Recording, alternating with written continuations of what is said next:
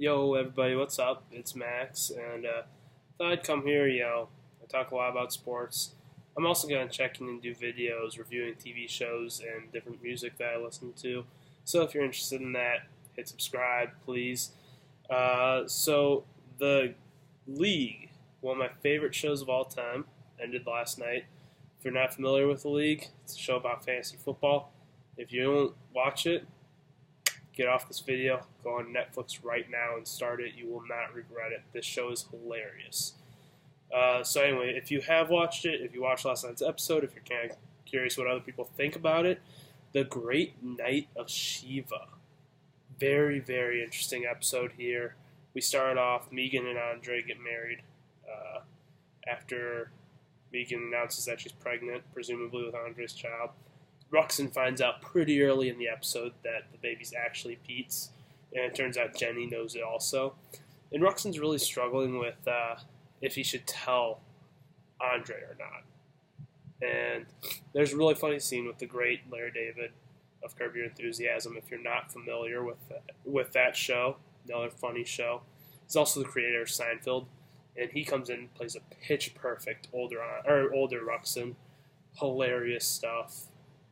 It's one of the better scenes that the league's ever done. And he basically tells him what will happen if Ruxin tells Andre and what will happen if Ruxin doesn't tell Andre. So Ruxin's kind of struggling with that. He decides not to tell Andre. Well, yeah. Anyway, so then there's a storyline about Pete. The last few weeks it's kind of been brought up that Pete's dabbling a lot in DraftKings, and he's doing quite well. He's been invited to one of the top 10 in the nation, and he actually wins, which is kind of a fun story, I think. He wins the $1 million, and it's really cool. It's set up hilariously. Pete gets in there and he wants to act like it's him and his buddies, and I think it's a really good. DraftKings was sponsor of this, obviously, but I think it's a really good kind of almost parody or exposing what's wrong with DraftKings opposed to traditional fantasy, where Pete wants to get in there and talk a bunch of football. He wants to get in there. He wants to be one of the guys with these guys. He wants to talk trash, and they're not up for it at all. They're just all focused on the millions. And I think it really brings back that point that the whole thing that's great about fantasy football is playing with your friends and trash talking and smack talk. That's really what's fun about fantasy football, not making it about money. But Pete gets in there. He wins $1 million. And the rest of the group, it's kind of a weird storyline. They go to this Indian temple or something. They offer a bunch of, to the Shiva, and including the Shiva trophy, and they announce the winner of the SNP, which is the fertility bowl between Jenny and Kevin. One of them's going to get a vasectomy or their tubes tied. Obviously, depending on which one of them wins or loses. There's the Sacco, of course, and the Shiva.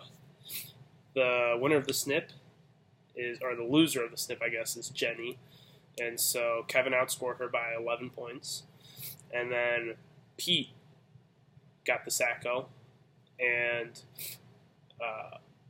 the winner of the Shiva was actually decided by coin flip between the coin and Ruxin. And the winner of that in true league form is the coin. And I predicted this would happen a few weeks ago because they let the coin go for probably about 6 or 7 weeks without mentioning it at all, and then they brought it up again. I thought that was kind of weird to bring it up kind of randomly.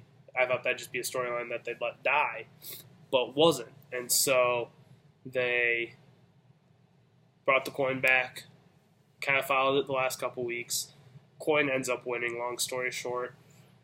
And I feel like that was what was going to happen, and I'm not too upset by it. It just seems like such a league thing to do. I love Pete, and so I was kind of rooting for him to win. I kind of identify with Pete myself, and obviously Taco's hilarious, but no one really wanted Taco to win.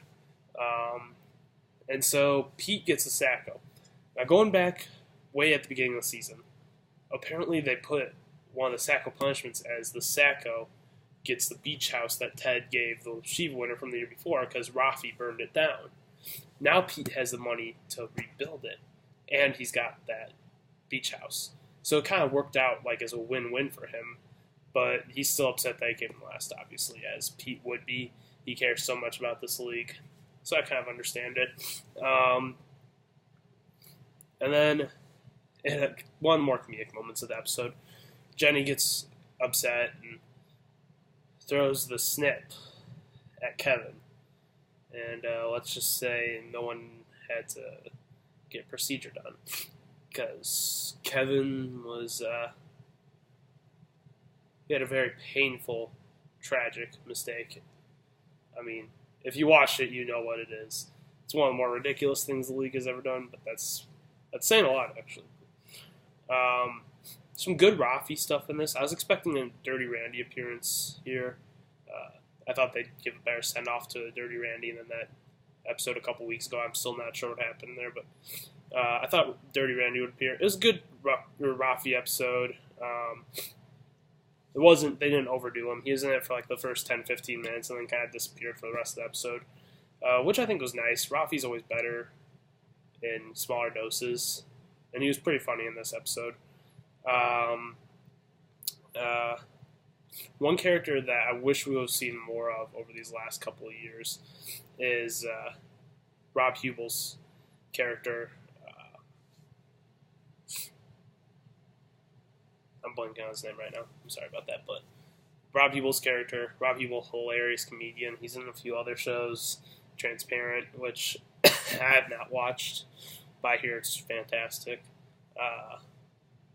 He makes an appearance again, and he has a few funny lines. He's a good straight man for the league, which is crazy to say, seeing some of his episodes before, but he's a good episode. He's a good character, and so that was good. And then the ending is everyone in the league knows, except for Andre, that the baby is actually Pete's, and so Andre, 18 years in the future, is letting his son join the league. And there's a video message for him, 18 years in the past. And it's set to it's all the members of the league singing that Pete is actually the father. And the kid is overjoyed. He's so happy that Pete's actually his dad.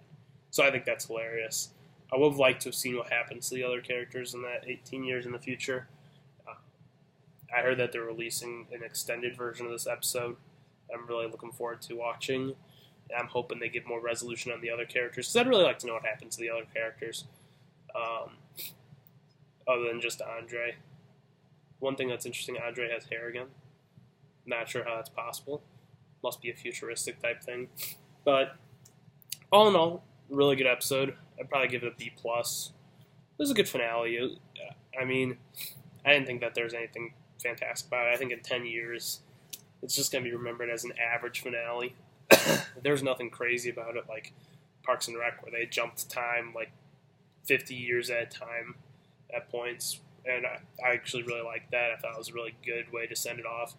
This episode was more a standard league episode. It didn't really make a big deal out of that. It was the finale. And I think that's, for all the craziness that the league had, it was always a little subtle and didn't get sentimental. And I think that this episode was perfect for that. And so, if you're a league fan, you gotta check it out. My review didn't do it justice, how funny the episode is. If you're not a league fan, go check it out on Netflix. First 6 seasons are on Netflix, and then if you have DirecTV, you can watch the rest of the episodes online until they come out on Netflix. Really good stuff. I'm sad to see it go. It's a funny show. Anyway, I'm hopping on a flight tomorrow. I'm going back home. I actually go to school out at Arizona State, and winter break is upon us. And so, flying back home to Madison, Wisconsin, Madtown. I'm really excited to go back, see friends, hang out, chill. And so, on the flight tomorrow, going to be listening to an album that I've been wanting to get to for a while, Because the Internet by Childish Gambino. Childish Gambino is one of my favorite artists. Donald Glover is Childish Gambino. He's a hilarious stand-up comedian. He ventured into music also. Makes some pretty good music. Really creative, really funny lyrics. Great punchlines. He has bars. A lot of people don't give him credit, but I like his stuff. Haven't listened to the full album all the way through, so tomorrow night or Saturday night, I'm hoping to have a review of that up. So be watching for that. And until next time, I'll see you later. Remember to subscribe, like the video, comment your thoughts on the league finale. If anyone's watching this, I don't know. And I'll see you later. Go